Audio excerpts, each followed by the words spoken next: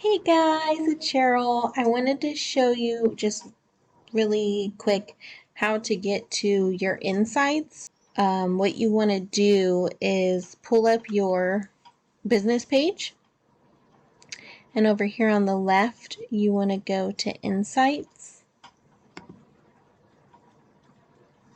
You can also do this from Business Suite, but it sort of gives you less details there unless you're running ads. If you're boosting posts or paying for ads, then definitely go there so you can see where your money's going. But if you're not putting money into it and you're just doing it organically, then stay here on the main Facebook page. So once you go here, it pulls up the overview and you can sort the summary by, today, yesterday, last 7 days, last 28 days. Okay, so the last 28 days gives you the whole month overview, and then you can scroll down and see more information just about like what your most recent posts were, what type they were, video, photo, the reach and the engagement, which is really good just to see which ones are working better.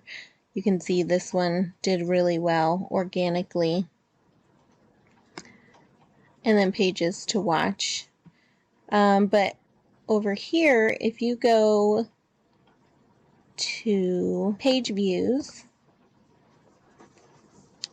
and then up here we want to go to 1 week. So you have 1 week, 1 month, and 1 quarter. So go to 1 week, and it shows you the total views. Down here you can see by age and gender.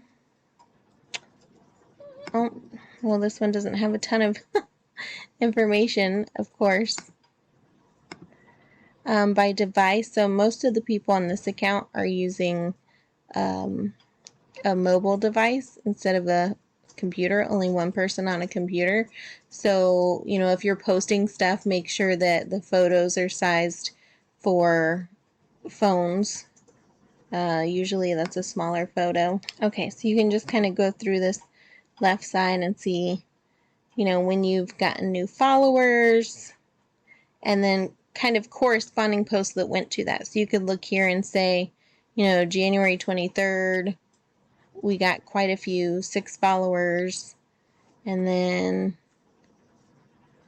February 2nd, you went up quite a bit. So then you can go back to your posts and kind of see what happened on those days, what kind of post it was, and go to February 1st to 2nd. And you'll see kind of the posts that were posted and the reach. So then if you go on the left to post, and it's really best if you do it for 1 week at a time to get the best data. It shows you what days are best to post and what time during those days are best to post. So if you look at this one, it looks like the highest point on this little hill would be 5 p.m. And then you can click on different days so you can see when we hover over Thursday, it changes, the highest point changes to about 3 p.m. And Friday, it would be noon or 5 p.m.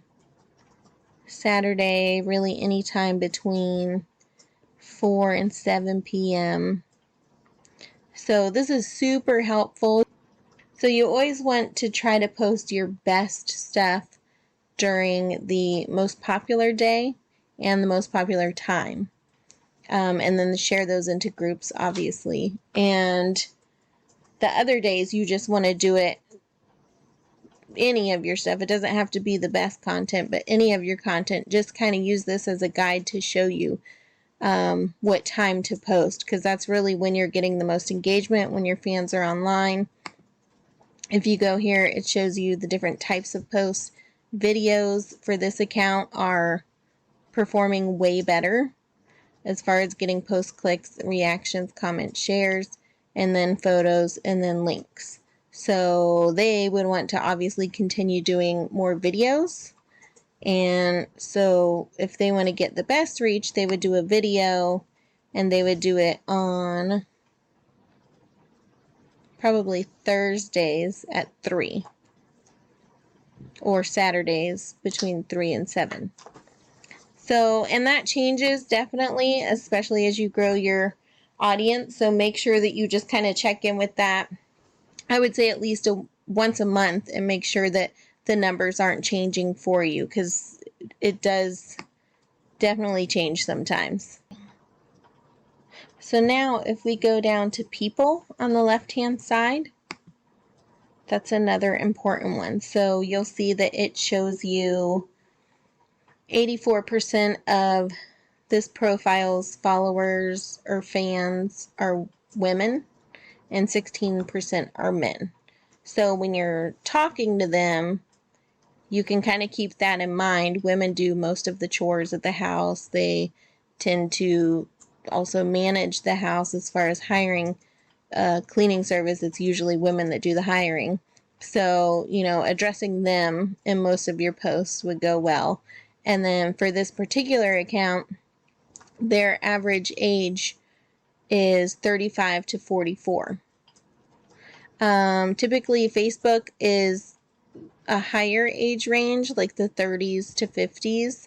And if you're in like a college town, or if you're wanting just a younger crowd, then it's good to be on Instagram, because they tend to have more teens to 30-year-olds. And obviously you're not selling to teens, but the 20 to 30-year-olds would be a good audience to capture there. Okay, so eventually this information down here will be filled out for your city as well. Just the more you post, the more you're in the algorithm, But for now, you could go over to people reached.